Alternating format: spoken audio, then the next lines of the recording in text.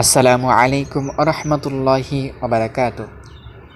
সম্মানিত দর্শক শ্রোতা, আজ আমরা যে বিষয় নিয়ে আলোচনা করব তা হলো আমাদের দোয়াগুলো আল্লাহর দরবারে কিভাবে কবুল হতে পারে সে বিষয়ে আজ আমরা জানব ইনশাআল্লাহ তাআলা। দোয়া সব ইবাদতের মূল।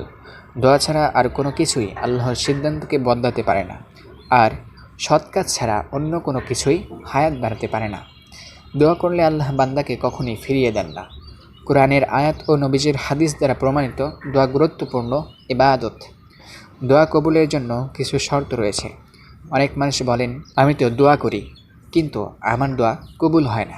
আল্লাহ তাআলার কাছে দোয়া কবুল হওয়ার জন্য বেশ কিছু শর্ত রয়েছে।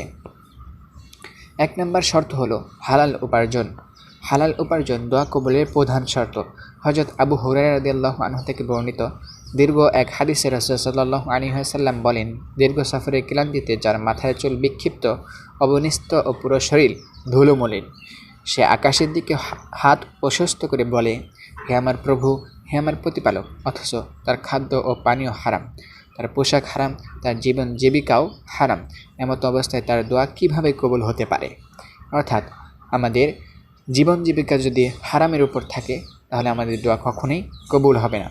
আল্লাহ তাআলা সর্ব অবস্থায় আমাদেরকে হালালের উপর চলার তৌফিক দান করুন। 2 নম্বর শর্ত হলো হতাশা না হওয়া ও তাড়াহুড়া না করা। দোয়া করলে আল্লাহ বান্দাকে কখনোই ফিরিয়ে দেন না। হযরত আবু হুরায়রা রাদিয়াল্লাহু আনহু বর্ণনা করেছেন, নবীজি সাল্লাল্লাহু আলাইহি ওয়াসাল্লাম বলেন, তোমাদের প্রত্যেক ব্যক্তির দোয়া কবুল হয়ে থাকে যদি সে তাড়াহুড়া না করে, আর যদি সে এটা না বলে যে আমি দোয়া করলাম কিন্তু আমার দোয়া তো কবুল হলো না। অর্থাৎ এরকম কোনো মনোভাব করা যাবে না যে আমার দোয়া কবুল হয়নি। 3 নম্বর শর্ত হলো আল্লাহর উপর বিশ্বাস ও আস্থা নিয়ে দোয়া করা। হযরত আবু হুরায়রা রাদিয়াল্লাহু আনহু বর্ণনা করেন, নবীজি সাল্লাল্লাহু আলাইহি ওয়াসাল্লাম বলেছেন, তোমরা আল্লাহর কাছে কবুল হওয়ার পূর্ণ আস্থা নিয়ে দোয়া করো। জেনে রেখো, আল্লাহ অমনোযোগী ও অসারমনির দোয়া কবুল করেন না। দোয়ার কিছু আদব আছে, সেদিকেও লক্ষ্য রাখতে হবে। পবিত্রতা অর্জনের পর দোয়া করলে আল্লাহ তাআলা সে দোয়া কবুল করবেন। বিনয়ের সঙ্গে 2 হাত তুলে দোয়া করা, মিনতি ভরা কণ্ঠে দোয়া করা। মিনতি ও নম্রতার সঙ্গে দোয়া করলে তা ইবাদত হিসাবে গণ্য করা হয়। সুবহানাল্লাহ।